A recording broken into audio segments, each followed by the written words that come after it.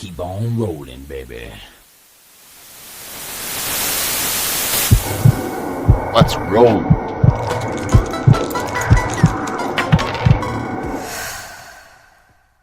Hey, salut tout le monde. Bienvenue au Roll and Play Podcast, épisode numéro 6. Je suis ici avec un invité spécial, mon collègue de gym, Pascal Raté. C'est une ceinture mauve en jiu-jitsu brésilien.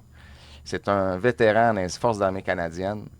Et maintenant, voyage le monde pour entraîner différentes forces armées. Vraiment quelqu'un d'exceptionnel qui va nous partager aujourd'hui son expérience dans le jiu-jitsu brésilien, mais aussi son expérience dans les arts martiaux. Merci beaucoup, Pascal, d'accepter mon invitation. Merci de m'avoir invité, Marc. Je suis super le fun de faire ça. Ah ouais, ça va être le fun. Je suis certain, ça va être une bonne expérience. Puis je suis vraiment content que le monde va avoir la chance d'écouter un peu ton expérience, puis peut-être se retrouver dans leurs expériences qui passent à travers. Alors, on va commencer par la question que je pose d'habitude aux invités. C'est, peux-tu nous expliquer ton parcours dans les arts martiaux? Qu'est-ce qui t'a attiré vers les arts martiaux et ton parcours dans le jiu-jitsu brésilien? Oui. Je te laisse la parole, il n'y a pas de limite. Ouais, je viens d'une petite ville, je viens de Matane en Gaspésie. Quand j'ai grandi, il n'y avait pas beaucoup d'offres d'arts martiaux dans le coin où je venais. Il y avait pas grand-chose. Vers l'âge de 15 ans, j'ai un ami de mon père qui a parti un petit club de karaté dans le temps. Fait que je me suis abonné, puis j'ai commencé à faire du karaté aux alentours de 15 ans. J'ai tout de suite été... c'était un coup de foudre, là, les arts martiaux pour moi, là, c'est vraiment là, la place où je me retrouvais. J'ai fait par la suite, là, avec cet entraîneur-là, j'ai continué. J'ai fait 2 combats de kickboxing dans le temps, là, de full contact kickboxing. C'était au début là, des années 90, quand la corporation de kickboxing commençait au Québec. Là, je pense que c'était la première année, en fait. Fait que j'ai fait 2 combats de kickboxing. Ensuite, je suis parti pour le collège militaire. Collège militaire, il y avait seulement du taekwondo comme art martial. Fait que j'ai fait 2 ans, je pense, de taekwondo avec le collège militaire. C'était correct. J'ai fait un paquet de compétitions. C'était intéressant, mais c'était pas l'art martial que j'aimais vraiment. Fait que je me suis trouvé un club de boxe à l'extérieur, puis j'ai recommencé à faire de la boxe. Puis là, j'ai fait 2 ou 3 ans de boxe. J'ai fait 7 combats de boxe amateur jusqu'à la graduation du collège militaire, là, disons, de 20 à 22 ans. Puis là, ensuite, j'ai comme arrêté les arts martiaux. Pendant un grand bout de temps, j'ai pu compétitionner.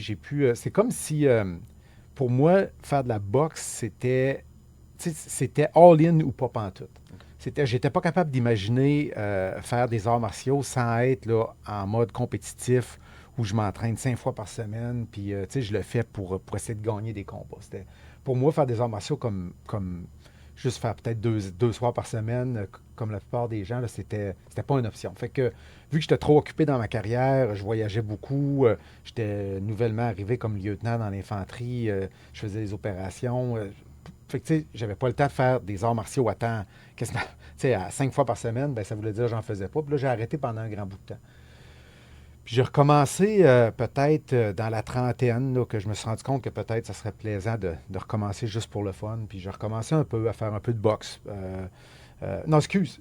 Dans les 27-28 ans, j'ai refait du kickboxing compétitif. J'ai refait 3 combats de kickboxing compétitif, 27-28 ans. Puis là, j'ai eu des bons combats. Puis après ça, c'est là, après ça, après avoir fait des combats, puis qu'il y a un des combats, je me suis fait faire vraiment mal. Là.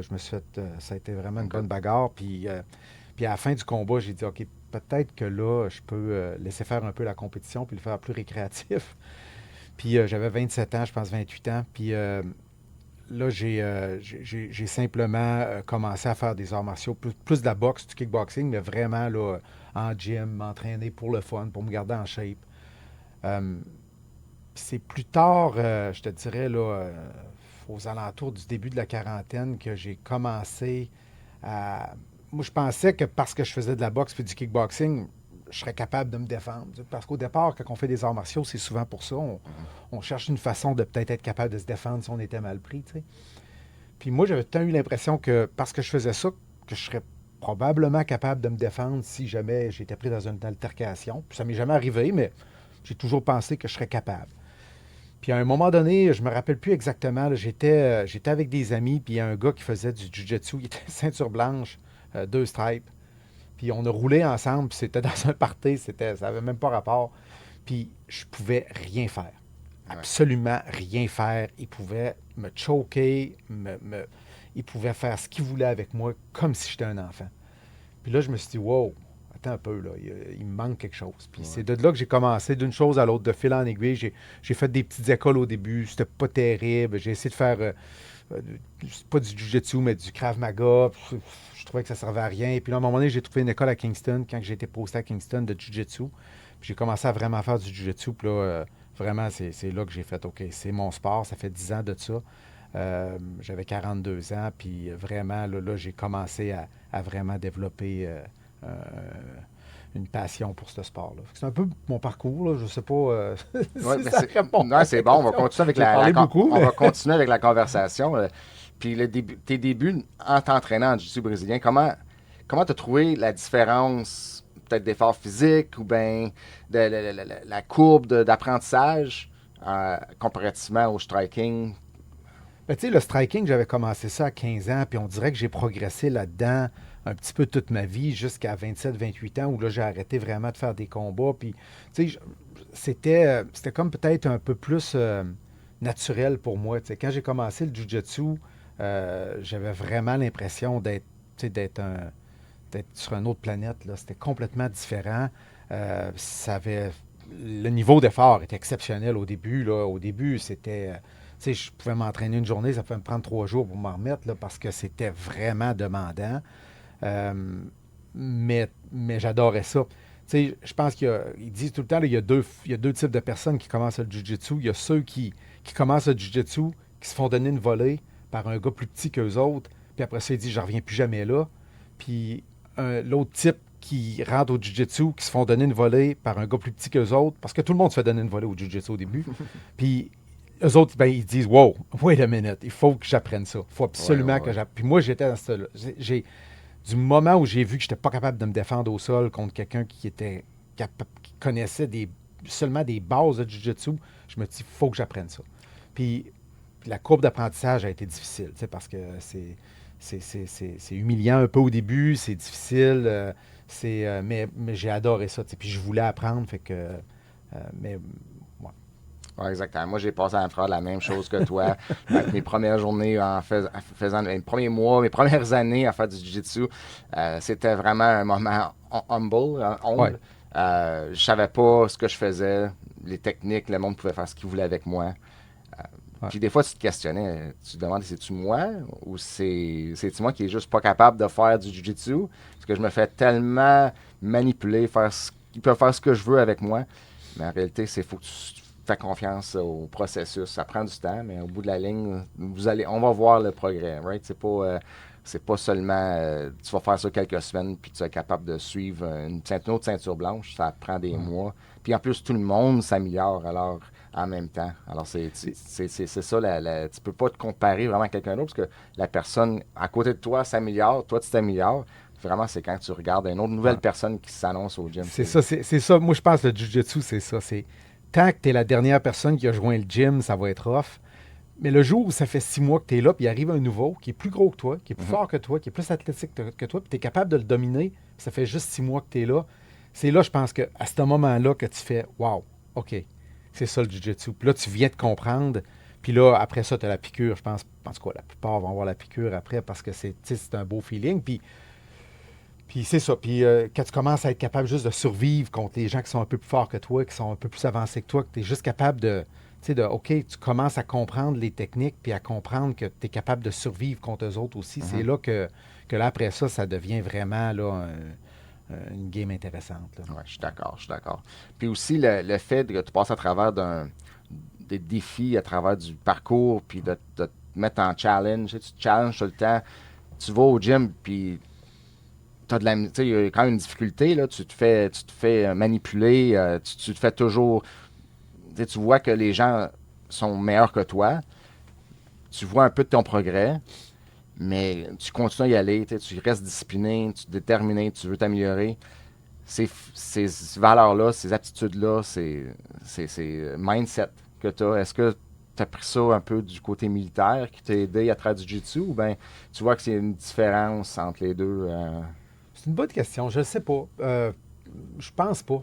Moi, j'ai ça depuis, comme je dis, c'est quelque chose que j'aime depuis que j'ai à peu près 15 ans, tu sais, depuis que j'ai commencé les arts martiaux.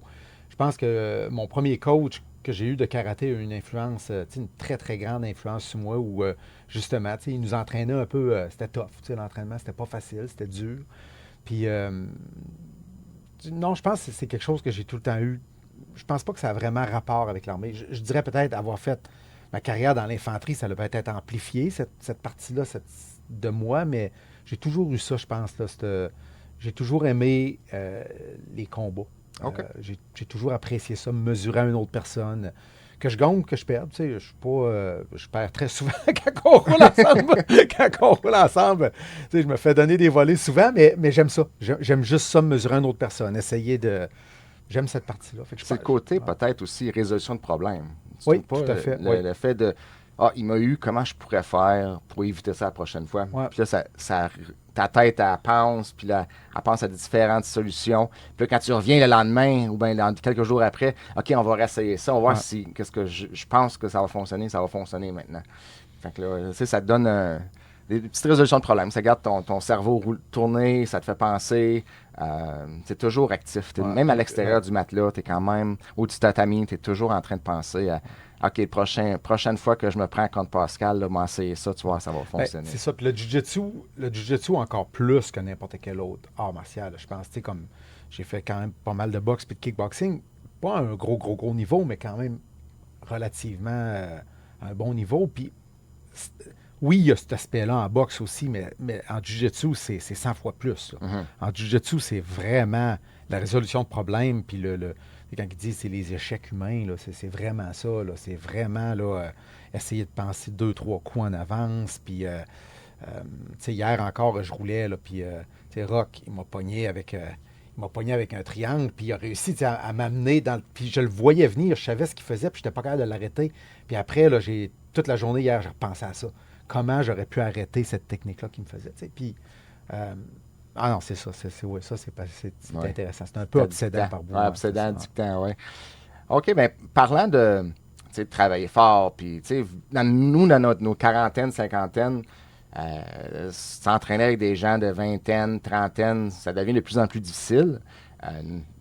Y a-tu des trucs pour aider? Ou bien, comment tu trouves ça, premièrement, t'entraîner avec des gens plus jeunes? Est-ce que tu es quand même capable de rouler, puis de supporter, de te défendre, puis tes techniques, mais aussi à la fin, je suis certain qu'il y a des maux, tu as mal au corps. Comment tu fais pour récupérer? Est-ce que tu as plus de difficultés avec ça, avec le temps? Tu nous en parles un peu? Premièrement, ouais, j'ai 52 ans, tu sais, puis je roule encore souvent comme si j'avais 25. Là. Je me pace pas bien. Je suis pas une personne qui... je devrais un peu plus... tu sais, me pacer puis essayer tu sais, peut-être de travailler plus technique, mais moi, je suis quelqu'un qui aime ça y aller intense dans chaque rôle. Fait que ça, c'est difficile, oui. J'avoue que je te dirais jusqu'à il y a à peu près, je te dirais 4 ans, 3-4 ans. J'étais à 45, 46, 47, puis je le sentais pas. J'avais l'impression que j'avais encore 25 ans. Là. Puis j'avais pas l'impression encore que mon âge avait un impact. J'étais persuadé à 45 ans que j'étais exactement dans la même forme que j'étais à 25 ans. Puis je le sentais pas non plus. Je me sentais pas... Mais là, je dirais depuis 3-4 ans, là, je le sens. Je sens que dans le milieu du round, je commence à manquer un peu de gaz. Je le sens au niveau de mon explosion. J'ai plus d'explosion, beaucoup. J'ai beaucoup de difficultés à exploser. Je le sens aussi, surtout, puis je pense que ça va parler à beaucoup de monde, là, mais le matin en me levant. Ah oui! Les grippes, les mains, les articulations. Je sens beaucoup ça. Dans la journée, c'est moins pire, mais le matin en me levant, il n'y a pas un matin que je peux me lever que de ne pas me rappeler que mon sport préféré, c'est du jiu-jitsu, parce que ça me parle à tous les matins. Je fais pas, je suis pas un bon exemple. Je fais pas grand-chose pour faire attention à ça. Je suis pas il va falloir que je commence. Là, j'ai commencé dans les open mat, j'essaie de prendre peut-être un round de break entre chaque round. Avant, je faisais pas ça. Avant, j'essayais, c'était comme un défi pour moi de me dire, OK, open mat aujourd'hui, je fais 8 rounds, je les fais en ligne avec pas de break. Mais là, j'essaye de dire, OK, je vais faire peut-être juste 6 rounds, mais je vais prendre des breaks entre chaque round. J'essaye un petit peu d'être plus discipliné avec les étirements avant. J'essaie d'arriver 15 minutes avant les cours pour m'étirer un peu plus depuis à peu près un an. Euh, tu sais, j'essaie de faire des choses, mais je ne suis pas un bon exemple. Tu étais assez chanceux que tu n'as pas eu vraiment de blessures. Ouais, j'ai pas eu de grosses blessures à date. Là. J'ai jamais eu rien. Là. J'ai eu à un moment donné un petit peu un genou là, qui avait pendant un rôle là, qui avait popé, là, puis ça avait fait mal, puis j'ai arrêté peut-être 3 mois, mais en 10 ans de Jiu-Jitsu, là, j'ai jamais eu de blessures qui m'ont arrêté pendant une longue période. Fait que j'ai été chanceux. Je pense que je suis juste chanceux jusqu'à présent. J'essaie de me tenir en forme. Je fais un petit peu de lifting, peut-être 2 fois tu sais, des poids par semaine. Ouais. Pour Ça essayer l'aide. Ça aide à Ouais, renforcer les joints. ouais, c'est Ouais. ça. Je pense que oui. Mais c'est ça. Mais tu sais, je ne sais pas ce que ça va donner encore 5, 6, 7 ans, 10 ans. T'sais, moi, je veux continuer à rouler longtemps. Il va falloir que vraiment je commence à adapter un peu plus mon style. Là. Ouais, j'ai commencé récemment. Je trouvais que, tu sais, j'ai juste 40 ans, mais je suis pas quelqu'un qui était. Ben, physiquement, tu sais, je suis peut-être fort, mais pas conditionné de façon athlétique. Je suis pas un Ouais. athlète Ah, moi naturel. non plus. Mes joints, j'ai sens. Comme tu dis, tu travailles le matin, puis ça fait mal. Mais moi, je me dis, dans 10 ans, à cette heure-là, tu sais, je peux pas, mon corps va pas pouvoir Ouais. continuer à avoir mal aux épaules. Fait que présentement, je suis en train de penser comment je fais pour la longévité, que les efforts, je fais des étirements, je fais des exercices d'épaule, je fais des exercices des étirements de dos, des exercices de genoux. Puis là, je m'en vais au gym parce que, pour investir. Parce que je trouve que c'est difficile sur le corps, surtout quand il va fort. C'est aussi le style que j'ai changé un peu. Je suis plus passif un peu. Mais des fois, tu sais, je vais avancer, mais quand que j'avance, quand que je vais prendre contre des personnes un peu plus nouveaux, on va vraiment tu sais, slow it down. Ça va pas Oui. être une bataille, mais plutôt être défensif. Puis je vais moins d'efforts. Parce que je veux, tu sais, s'il y a des rounds comme toi, je vais aller un petit peu plus, tu sais, Ouais. je vais aller un peu plus d'efforts, puis, tu sais, utiliser mes techniques, puis voir comment ça fonctionne. Surtout quelqu'un qui est de haut calibre, c'est bien, mais pas toutes les rounds, parce que sinon, on va vraiment se faire mal, puis l'usure, elle va s'apparaître avec le temps. Puis, aussi, qu'est-ce que je voulais parler, c'est, tu sais, on roule avec des gens un peu plus jeunes, puis, tu sais, des fois, c'est les plus gros, les plus Ouais. petits. Mais toi, tu as été dans les Worlds, puis c'est difficile de trouver quelqu'un de notre âge, puis avoir une grosse braquette pour aller compétitionner. Puis Ouais. toi, tu as été expérimenté une compétition mondiale, puis aussi de compétitionner aussi localement. Fait que j'aimerais ça voir, j'aimerais ça que tu expliques c'est quoi ton expérience d'aller aux Worlds à Las Vegas, puis comparer ça avec les compétitions locales. Fait que je vais te laisser la Oui, parole ben, là-dessus. premièrement, les compétitions locales, c'est ça. C'est ce qui est, tu sais, ce qui est dur dans les compétitions locales, c'est de trouver des gens exactement dans notre braquette. Tu sais, il faut faire le poids, la ceinture, l'âge, puis essayer d'avoir des gens. Tu sais, bien souvent, si on est chanceux, on est quatre tu sais, dans la même braquette. Puis bien souvent, ben, tu sais, ils disent les masters, mais tu sais, les masters, c'est 35 ans et plus dans une compétition locale. Ils n'auront pas vraiment Master 1, Master 2, Master 3. Tu sais, ils n'auront pas cette. Fait que tu sais, tu vas être contre des gens de 35, 40 ans. Puis, tu sais, fait que ça a toujours été ça mon expérience. J'ai fait aussi des compétitions où où c'est que je voulais pas être d'un master parce que je trouvais qu'il n'y avait pas assez de participants. Fait que je disais tout simplement de me mettre avec le groupe des adultes, tout simplement, là, avec Oh, les t'es jeunes. brave. Ouais, j'ai fait ça pas mal. J'en ai fait une à Pitawawa, là, en fait, c'était une compétition militaire dans le temps où j'étais encore dans l'armée. J'étais lieutenant-colonel à 43, 44 ans. On était 25 dans la catégorie, puis le deuxième plus jeune après moi avait 28 ans. Là. Oh, wow. Puis c'était tous des jeunes. Tu sais, ça avait été super intéressant comme compétition. J'avais fait 6 combats dans la même journée. Oh, my goodness. C'était rough, ouais. Mais tu sais, les Worlds, c'est ça qui est le fun. C'est que, si tu vas au World à Las Vegas, je dirais pas. Tu sais, j'ai pas senti que le calibre était différent. C'est pas comme, c'est une compétition. Tu sais, n'importe qui peut s'inscrire. Fait que le calibre de la compétition comme telle, c'était pas ni plus fort ni moins fort que ce que j'ai connu ailleurs. Ce qui est intéressant d'aller là-bas, c'est le fait que là, tu es Master 5 de 50 à 55 ans, 181 livres, ceinture bleue, on est 16. Mhm. Tu sais, on a une braquette de 16. Fait que, tu sais, j'ai fait 3 combats, je dirais, bon, les 3 combats, ça a varié entre un de mes combats, c'était un des plus faciles que j'ai eu en compétition. Le deuxième a été très, très, très difficile avec quelqu'un qui était exactement de mon calibre. Ça a été un bon match. Puis le troisième, tu sais, c'était la même chose. Le troisième, le gars était très fort, très bon. Ça finit 0-0. OK. Par décision de l'arbitre, j'ai perdu le troisième combat. Mais tu sais, c'était pas. Je dirais pas que le calibre était différent. C'était pas mal le même calibre que ce que j'ai vu dans des compétitions locales. Ce qui était plaisant, c'est ça, c'est le nombre de personnes qui se présentent, puis qui fait qu'on peut être dans des compétitions avec nos équivalents. Puis tu avais gagné une troisième place? Oui, c'est ça, oui. Wow. J'ai fini troisième. Ouais. Félicitations. Ouais, merci. Ouais. Puis comment tu as géré le stress? Comment tu gères le stress quand tu rentres en compétition? Bien, surtout les mondiales. Est-ce que tu es stressé? C'est l'enfer. Même que ce soit une petite compétition locale ou... tu sais, je me rappelle, un moment donné, Dan Guillemette avait organisé une petite compétition au Headquarter juste pour Évolution. C'était même pas une vraie compétition, c'était juste c'était juste un gathering, puis c'était pour donner un peu d'expérience aux gens qui faisaient pas beaucoup de compétitions, donner un peu le goût d'en faire, puis... j'avais été, puis je me rappelle, j'ai mon premier combat dans cette petite compétition-là. J'avais comme les jambes dans le béton. Puis, tu sais, je suis nerveux. Moi, je suis très, très, très stressé avant des compétitions. J'ai de la misère à contrôler mon anxiété là, quand j'embarque sur le ring, sur le tatami. Je suis super nerveux. Puis, je dirais, là, les 5-6 premières secondes, habituellement, je sais même pas ce que je fais. Là. C'est comme si c'était un flash. Puis, à un moment donné, pendant le combat, ben là, tout s'éclaircit. Tout devient plus clair, puis là, je sais ce que je fais. Mais les premières secondes, là, c'est extrêmement... C'est-tu comme moi, où ce que même ça fait 10 fois que tu fais ça, une compétition, tu as quand même le même feeling quand tu embarques sur le tatami? Tout le temps. Puis j'étais pas plus nerveux à Las Vegas qu'ailleurs. Je dirais la petite partie qui fait... Ouais, peut-être un petit peu plus nerveux à Las Vegas. À Las Vegas, j'avais peur que... Tu sais, quand tu vas à Ottawa, tu t'investis, tu vas à une compétition, mettons, tu peux décider le mardi que tu vas aller à une compétition dans 2 fins de semaine. Ouais. Ça ne te coûte rien, ça coûte l'inscription. Tu te rends en compétition, puis que tu perdes ou que tu gagnes, je me dis, bon, c'est pas grave. Mais là, Las Vegas, billet d'avion, l'hôtel, c'est un gros investissement. Je m'étais entraîné un bon 8 mois avant, là, spécifiquement pour ça. J'avais peur d'arriver, de perdre en date 30 secondes mon premier combat, puis de dire, oups, ça a été ça mon expérience, quand même, c'est plate. Fait que oui, j'étais un peu plus nerveux à cause de ça. Single elimination?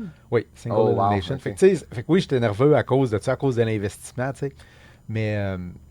Mais pas tant que ça, plus nerveux. Puis aussi, l'autre chose, c'est que je savais que ça, c'était le fun au bout, parce que grâce à... C'est quoi dans le site qu'on peut voir les... Smoothcom?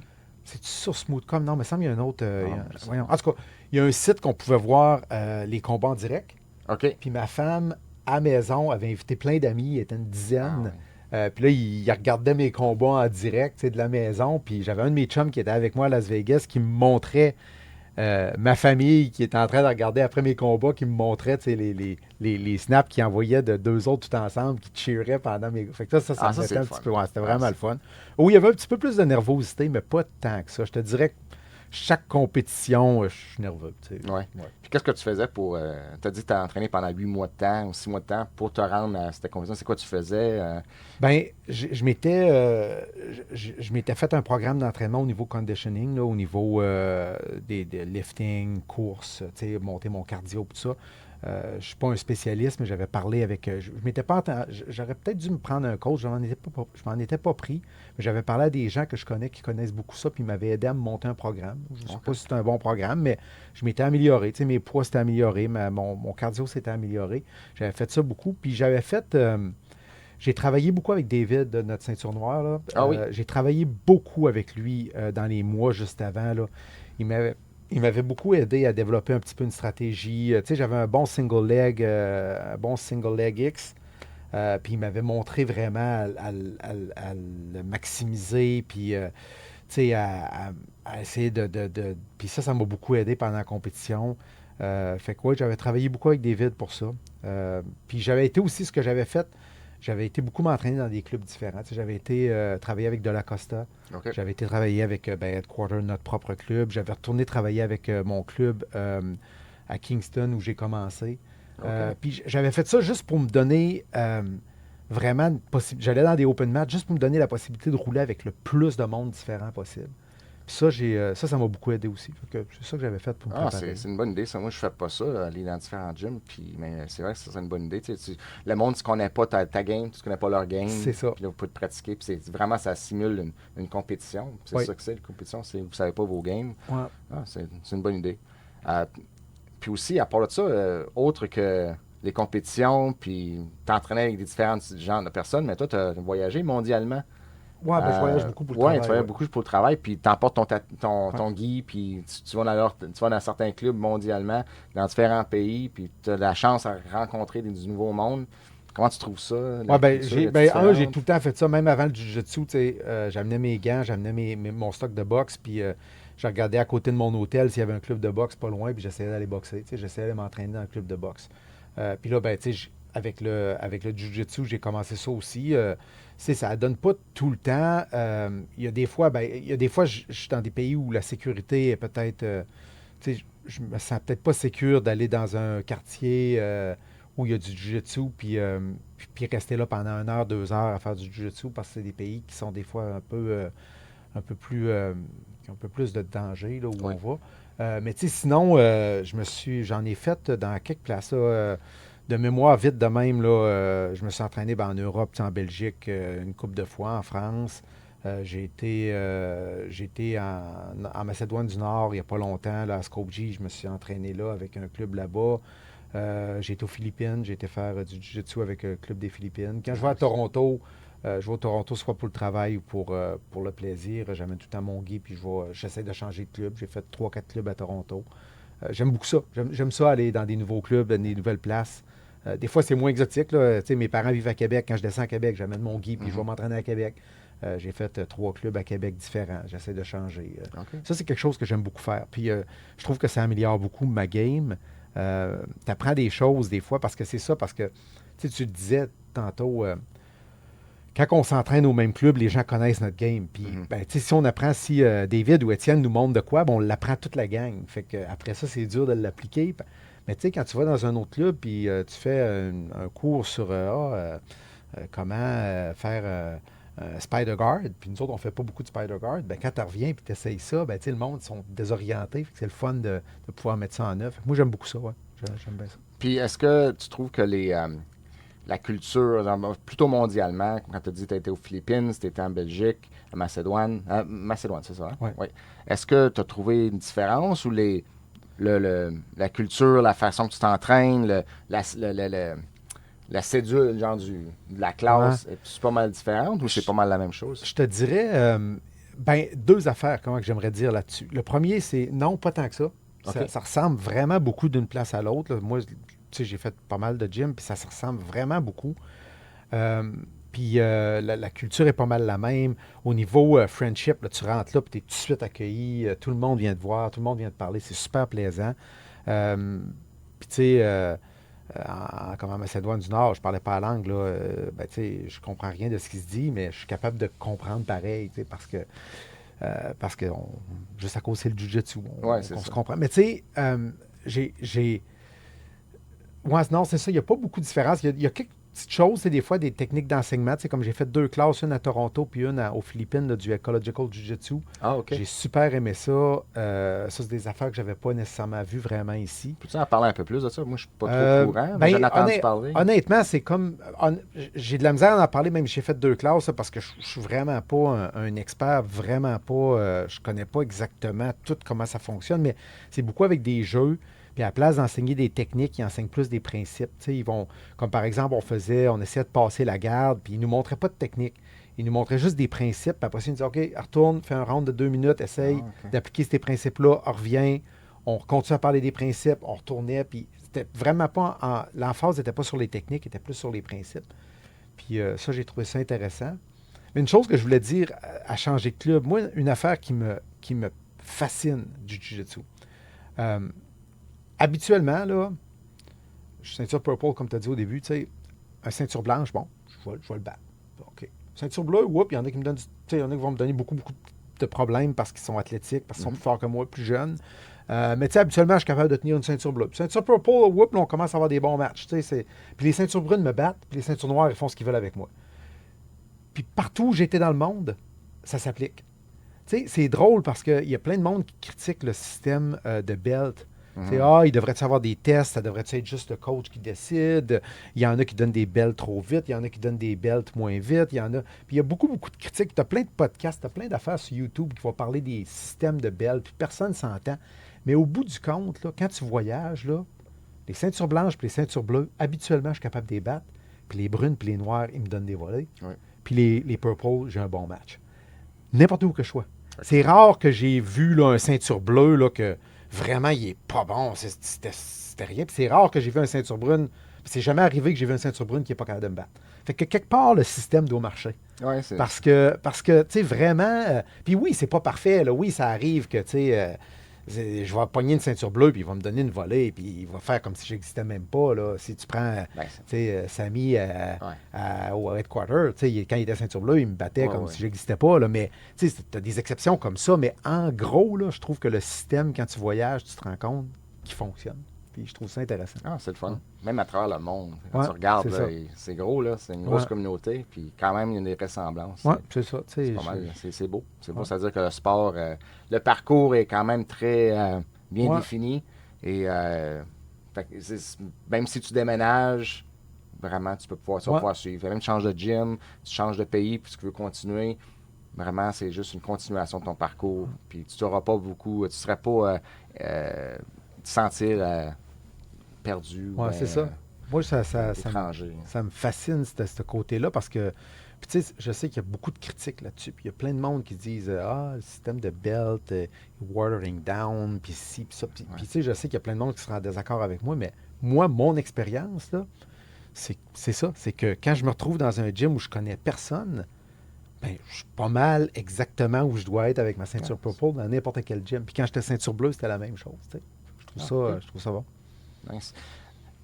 As-tu des avis à du monde qui font du jiu-jitsu, des réflexions durant ton parcours que tu aimerais partager avec la communauté pour ça peut être soit le parcours est difficile, c'est quoi tu leur recommandes? Est-ce que ou bien le fait de la manière que tu rolls? Ouais. Est-ce que toi, tu as appris quelque chose à travers? Probablement que oui. On apprend beaucoup durant le parcours, mais je me demandais si tu avais. Donc, tu as un mantra, tu as comme t'as quelque chose que toi, ça te suit tout le temps, à chaque fois que tu vas rouler, à chaque fois que tu vas à différentes places. Ça peut être le respect, ça peut être quand tu roules avec quelqu'un de nouveau, qu'est-ce que tu dois faire. Surtout que toi, tu roules avec beaucoup de différentes personnes. C'est quoi que. Est-ce que tu roules pas de fort, tu roules pas pour détruire la personne, tu vas rouler pour le fun. Vraiment, c'est regarder ça plus pour le fun que pour essayer de gagner tout le temps. Oui, non, définitivement. Là. Quand je suis pas en compétition, puis je suis à mon gym ou dans un. Ben, quand je suis dans un autre gym, je vais m'adapter au rythme de la personne. Vraiment, je vais commencer. Puis ça ne me dérange pas de me faire taper tout de suite en partant par quelqu'un parce que j'ai pas été assez. Parce que j'ai commencé un peu plus bas, puis lui il a commencé super intense. Puis il me tape au début, puis bon, OK, je m'en fous. Mais c'est certain que je vais faire attention. Quand je suis dans un gym que je connais pas, je vais faire attention pour m'adapter au style de la personne qui est avec moi, parce que c'est important, je pense, là, surtout quand tu n'es pas dans ta place, tu es un invité, tu ne veux pas aller là puis commencer à, blesser quelqu'un ou vraiment là, être le gars là, qui va comme en compétition quand que dans ce gym-là, ils font tout du flow roll ou tu veux t'adapter. Ça, c'est la première chose que je fais vraiment attention. Dans mon gym à moi, c'est sûr, si c'est des nouveaux, je vais faire attention. Je vais essayer aussi de leur montrer un petit peu des choses. Je vais tout le temps le faire. Puis si je roule contre quelqu'un que je sais qui est capable d'en prendre puis qui soit plus fort ou même chose que moi, je vais y aller, je vais y aller pour gagner, mais c'est pas ça le but. C'est pas, oui, je le fais parce qu'on essaie de s'entraîner. Puis si je veux y aller vraiment fort pour me préparer pour une compétition, je vais le dire à personne. Si je roule avec toi, des fois, je vais te le dire, ou je vais dire à Rock, ou je vais dire à Mike, ou des gars que je sais que je peux aller fort contre eux autres. Je vais leur dire, regarde, j'aimerais ça faire un rôle plus intense. Puis là, ils vont dire, OK, good. Ou, contre David, des fois, contre David, je vais lui dire, je vais dire, regarde, David, là, je vais y aller 100%. Là, je vais l'avertir avant, il sait, puis il est capable de le prendre en main. Il va faire pareil ce qu'il veut avec moi, mais je vais aviser les personnes si je veux rouler. Mais des fois, ça vaut la peine, je pense, même en open mat, de dire, OK, je vais faire 1 ou 2 rôles là, dans le fond. Un pour le cardio, pour la forme physique, mais aussi pour regarder un petit peu où tu en es rendu. Là. OK. Fait que ça, j'aime ça faire ça. Puis, moi, dans mon parcours, ce qu'il faut vraiment que je change, moi, j'arrête pas de dire au monde, je suis un slow learner en jiu-jitsu. Je pense, j'apprends pas vite. suis pas une personne qui apprend vite. Il faut que je me fasse prendre beaucoup de fois dans la même niaiserie pour finir par apprendre. Je pense que tu le sais. Je suis pas un gars qui apprend. Je trouve que je suis pas très cérébral avec mon jiu-jitsu. OK. J'aime grinder, j'aime avoir un rôle où ce que je finis à la fin puis je suis brûlé. J'aime rouler, j'aime beaucoup rouler. Pendant les classes, pendant la première demi-heure de la classe, je suis en avant, c'est quand on roule, c'est quand on roule. C'est juste ça. Yes, Je suis pas quelqu'un qui... J'ai pas... je trouve que je mets pas assez d'efforts, ces détails sur la technique, sur les petits détails. Je fais comme, OK, du coup, on roule dessus.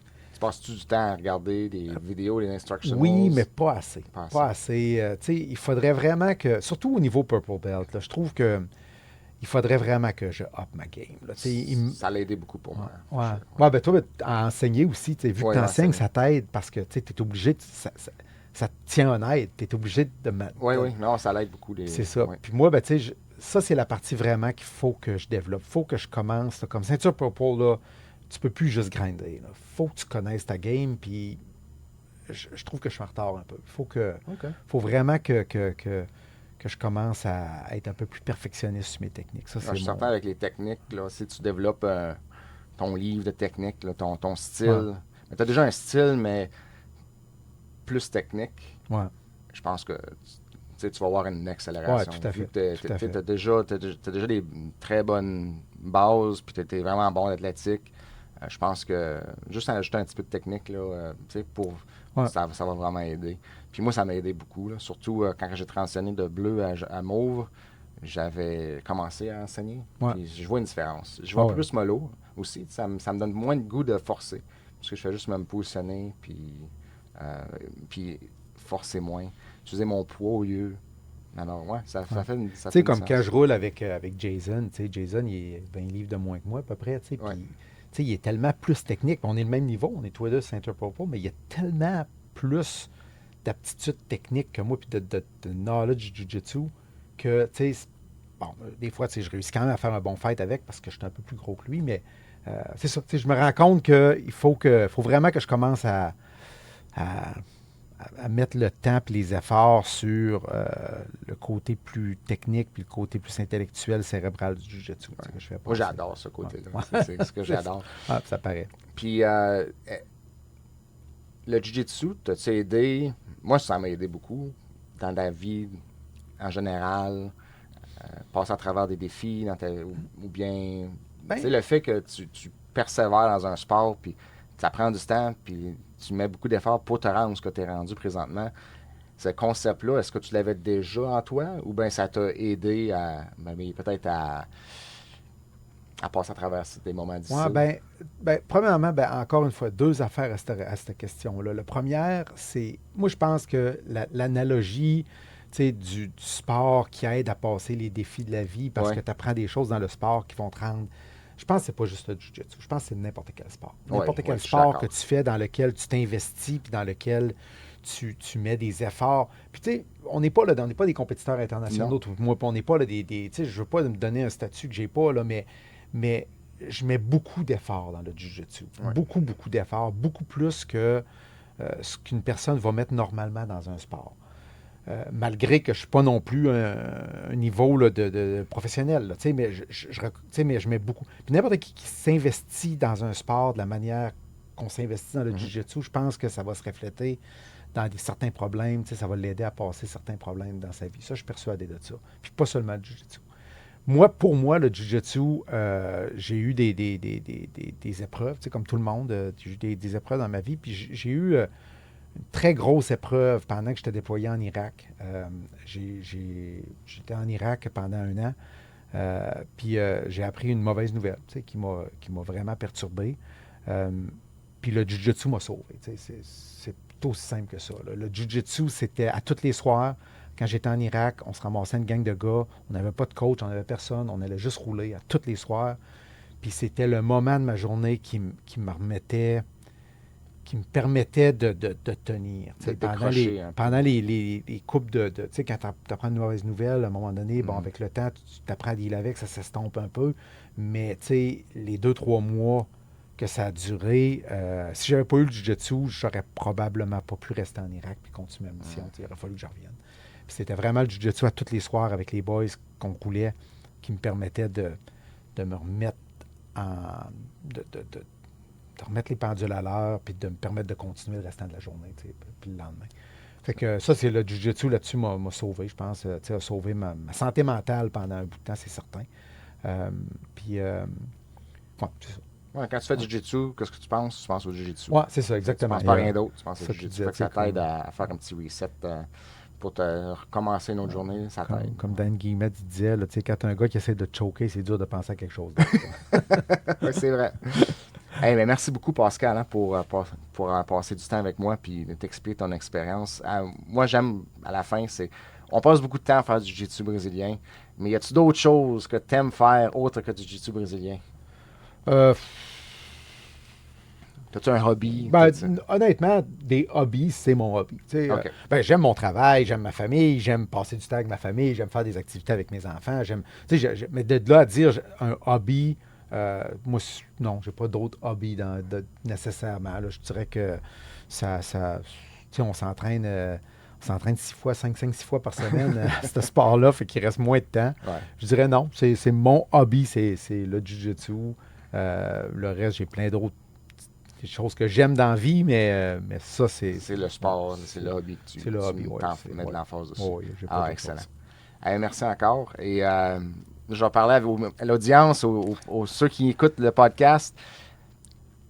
Merci beaucoup d'avoir écouté ça. Je suis vraiment content que Pascal ait pris du temps pour venir nous expliquer son expérience. J'aimerais vraiment ça que ceux qui sont intéressés à partager leur expérience, qui me contactent. Mon information est sur Facebook. Vous pouvez m'envoyer un courriel. Aussi, pour aider le podcast, vous pouvez partager les épisodes. Vous pouvez aussi me suivre sur Facebook ou sur les autres médias sociaux et aussi aimer la page. Tous ces petits gestes-là vont aider à agrandir l'audience et que le message, les épisodes se font écouter par travers le Canada. Vraiment, c'est ça mon but, c'est partager les connaissances, les expériences de différents praticiens de Jiu-Jitsu pour vous aider à travers le Canada. Alors, comme je dis à la fin, Pascal, puis je pense qu'on commence à réaliser de plus en plus que ce message-là peut être appliqué à plusieurs différents praticiens. Il faut que vous faites confiance à vous-même dans le processus. C'est long. Travaillez fort. Faites confiance à vous-même. Vous allez vous améliorer. Faites confiance à vos coachs. Vos coachs sont là pour répondre à vos questions, à vous guider à travers du parcours. Et aussi, il faut faire confiance au processus. Le processus est très long, mais au bout de la ligne, vous allez venir gagnant. Os. Merci beaucoup. Merci Marc, c'est super fun. Merci.